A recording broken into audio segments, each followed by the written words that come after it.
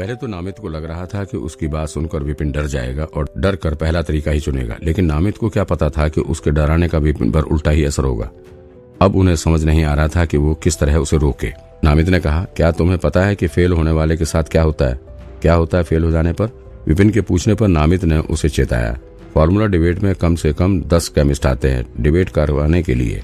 वो सभी केमिस्ट ऊंचे पद वाले होते हैं जो बहुत बिजी होते हैं। अगर फेल होने पर कोई सजा ना दी जाए तो हर कोई मुंह उठाकर इस तरीके को ट्राई करने के लिए आ जाएगा और ऐसे नमूने लोगों को झेलते झेलते उनका टाइम बर्बाद होता रहेगा। इसलिए ही केमिस्ट ग्रुप ने एक रूल बनाया है, अगर कोई कैंडिडेट पास हो गया तो उसे कुछ नहीं होगा, लेकिन अगर कोई फेल हो गया तो उसे हर केमिस्ट को 1 लाख रुपए देने पड़ेंगे।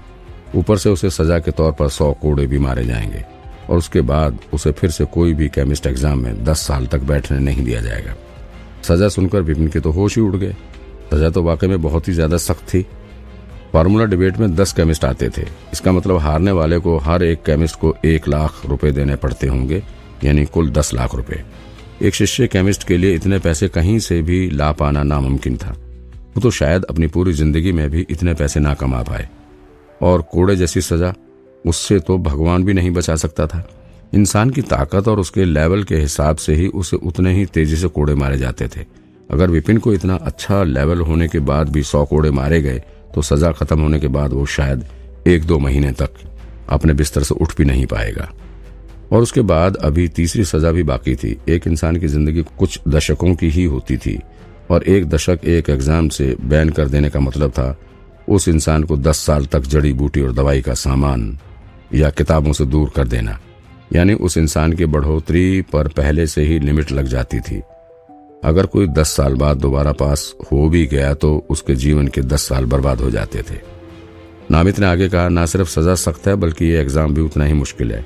इसको पास कर पाना लगभग नामुमकिन है, इसलिए ही कोई इसे देने की कोशिश भी नहीं करता।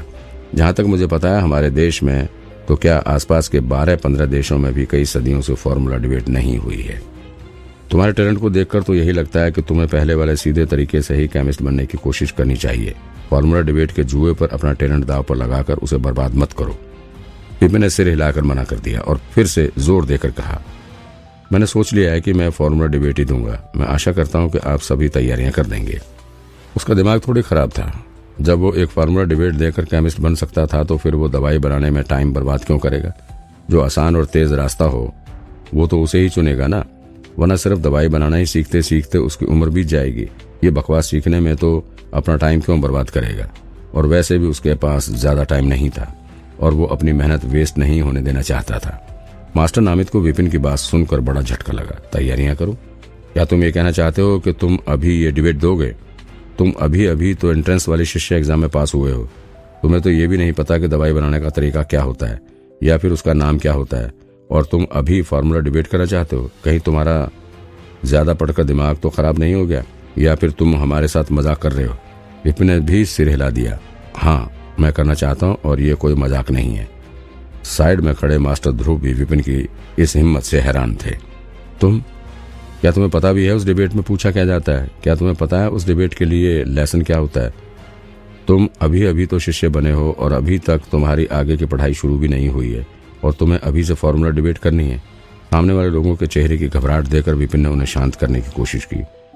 उसने उन्हें समझाया, मैं अभी बेसिक लाइब्रेरी में जा सकता हूँ ना, जो भी मैं अभी नहीं जानता वो मैं वहां पढ़ लूंगा। ध्रुव, नामित और बाकी लोगों को अब उसकी हिम्मत कहो या बेवकूफी जो भी थी उस पर रोना आ रहा था। अब पढ़ लूंगा? भाई, तुम्हें याद आ गया कि पढ़ाई भी करनी होती है। चलो देर से ही सही, तुम्हें याद तो आया। तुम अभी शिष्य बने हो।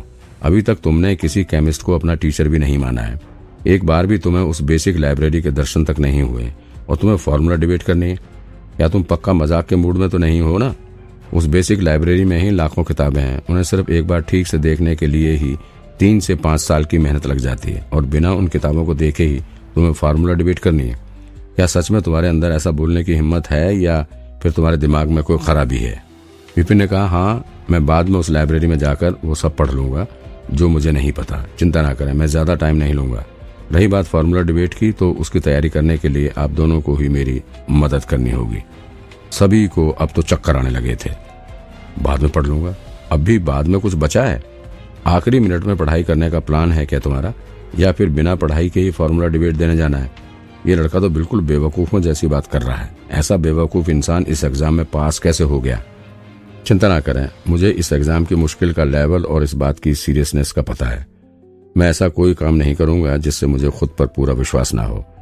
आप बस इस एग्जाम की तैयारी कीजिए। मुझे भी अब पढ़ने जाना है। लोगों को अपनी जगह पर जमा हुआ खड़ा देखकर विपिन ने उनसे कहा, सीरियस हो? तुम्हें खुद पर विश्वास है? मुझे यकीन हो गया है कि तुम्हारा दिमाग खाली है। क्या तुम्हें यह भी पता है कि कढ़ाई क्या होती है या किस काम आती है? अरे बाकी छोड़ो, दवाई का शेप और साइज भी पता है तुम्हें? क्या तुम बता सकते हो कि केमिस्ट जड़ी बूटी में से अर्क कैसे निकालते हैं? तुम्हें एक भी चीज नहीं पता है और तुम केमिस्ट बनने का एग्जाम देना चाहते हो, वो भी ऐसा वैसा एग्जाम नहीं, फॉर्मूला डिबेट देना चाहते हो। कहीं तुम कुछ ज्यादा ही नहीं उड़ रहे हो? इतना यकीन लाते कहाँ से हो? हमें तो नहीं मिलता, सिर्फ सनकी लोगों को ही मिल सकता है इतना यकीन। तो मास्टर नामित और ध्रुव को समझ आ गया था कि विपिन अब किसी की नहीं सुनने वाला, इसलिए उन्होंने भी हाँ कह दिया। ठीक है, तुम इतना कह ही रहे हो तो हम तैयारियां करते हैं। फिर एक दूसरे की तरफ देखकर सिर हिलाया और फिर ध्रुव ने कहा, मैं तैयारी कर देता हूँ, लेकिन इतने सारे केमिस्ट को इकट्ठा करने में थोड़ा टाइम लगेगा, इसलिए डिबेट कल दोपहर को होगी। तब तक तुम इस बारे में ठीक से सोच लो। एक बार डिबेट शुरू हो गई तो पीछे नहीं हट पाओगे। विपिन ने सिर हिला दिया, जी। फिर अपनी बाजू ऊपर कर कमरे से बाहर जाने लगा, लेकिन अचानक ही मुड़कर बोला, ओह मैं एक बात तो भूल ही गया। क्या किसी को ये पता है कि बेसिक लाइब्रेरी है कहाँ? नामित, ध्रुव और अमर तीनों का मुंह खुला का खुला रह गया। नामित और बाकी लोगों को तो जैसे चक्कर आने लगे थे। इसे ये भी नहीं पता था कि बेसिक लाइब्रेरी कहाँ थी और इसे फॉर्मूला डिबेट में हिस्सा लेना था। अब तो उन्हें पूरा शक होने लगा था कि ये लड़का बचपन में जरूर अपने सिर के बल गिरा होगा, तभी तो इसका दिमाग ठीक से काम नहीं कर रहा। लेकिन उन्होंने विपिन की काबिलियत पहले भी एक बार देखी थी। उन्हें पता था कि जब विपिन इस तरह से फुल कॉन्फिडेंट होता था तो उसे ना तो रोका जा सकता था और ना ही टोका। वो अपनी ही मनमानी करता था। इसलिए उन्होंने उसे लाइब्रेरी की जगह बता दी और उसे जाते हुए देखने लगे। विपिन को जाते देख ध्रुव ने पूछा, तुम्हें नहीं लगता कि ये बहुत ही जल्दबाजी कर रहा है? ये जल्दबाजी तो कर ही रहा है, लेकिन तुमने इसका कॉन्फिडेंस नहीं देखा क्या? उसे यकीन है कि वो डिबेट कर सकता है, नामित ने कहा। फिर आगे सोचने लगा, कभी कभी मैं सोचता हूँ कि इसमें इतना कॉन्फिडेंस आया कहाँ से। उस एग्जाम की घटना याद करके ध्रुव ने डर से कांपते हुए कहा, हो सकता है उसे समझ ही नहीं आया हो कि ये डिबेट कितनी मुश्किल होती है। मैं एक स्टार केमिस्ट हूँ, लेकिन फिर भी मुझे लगता है कि मैं भी ये फॉर्मूला डिबेट पास नहीं कर सकता। फॉर्मूला डिबेट बहुत ही डरावना होता था। ये तो वही बात हुई जैसे एक अकेला इंसान जो केमिस्ट भी नहीं था, वो 10 बड़े केमिस्ट से लड़े और उनसे जीतने की कोशिश करे। एक अकेले इंसान का ज्ञान कितना भी गहरा और ज्यादा क्यों ना हो, वो 10 लोगों के ज्ञान से कैसे लड़ सकता था? ऊपर से सबसे बड़ी प्रॉब्लम तो ये थी कि उसने आज तक कोई दवाई बनाई ही नहीं थी। ये तो वही बात हुई जैसे एक डॉक्टर एक कसाई से लड़ने जा रहा हो, दोनों को एक एक जानवर दे दिया हो और कहा जाए कि इसे काटो। उस डॉक्टर को कितना भी समझा लो, लेकिन वो चाकू को कभी कसाई की तरह पकड़ ही नहीं पाएगा।